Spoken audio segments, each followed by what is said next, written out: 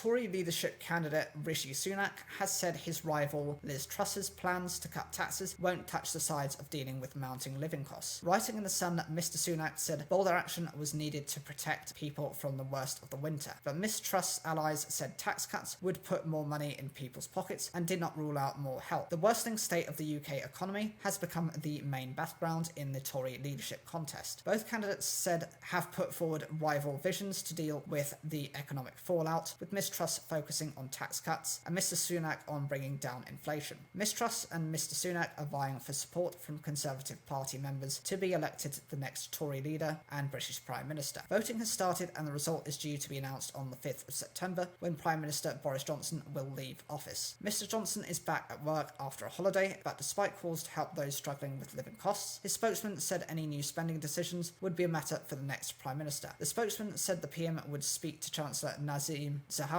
to ensure cost of living support measures, including a £400 energy grant, would be on track to come into effect later in the year. Ms. Truss has pledged a package of tax cuts worth £30 billion, which Mr. Sunak has argued would increase inflation and only save lower earners £59 a year. Taking aim at Ms. Truss' economic plans, Mr. Sunak wrote in The Sun, "We need clear-eyed realism, not starry-eyed boosterism." Mr. Sunak also accused Ms. Truss of offering large businesses and the well-off a big bung, while leaving those who need more help out in the cold. Defending Ms. Truss, supporter and former Northern Ireland Secretary Brandon Lewis told the BBC the best way to ease rising living costs was lowering the tax burden, not giving out handouts. He said he would not prejudge what would be in an emergency budget, which he has been promised by Ms. Truss if she became Prime Minister. Mr. Lewis said she's willing to do more to help people, but her focus is around doing it in a way that puts more money in people's pockets, creating a high-growth economy with higher wages, more people in work. The cost of living crisis will be one of the biggest issues facing the new Prime Minister when they take office. Liz Truss has faced pressure after saying at the weekend that she wanted to do things in a Conservative way, lowering the tax burden and not giving handouts. Low taxes and a smaller state are popular with many Conservative members who are choosing the next Prime Minister, but Ms. Truss critics say her comments fail to acknowledge the extent of the problems many will face this winter. Her allies have spent the past 24 hours insisting she is not ruling out more direct support in an emergency budget if she becomes Prime Minister, but Rishi Sunak is not pulling any punches with his criticism this morning. He argues his rival's plans won't touch the sides. Mr. Sunak is promising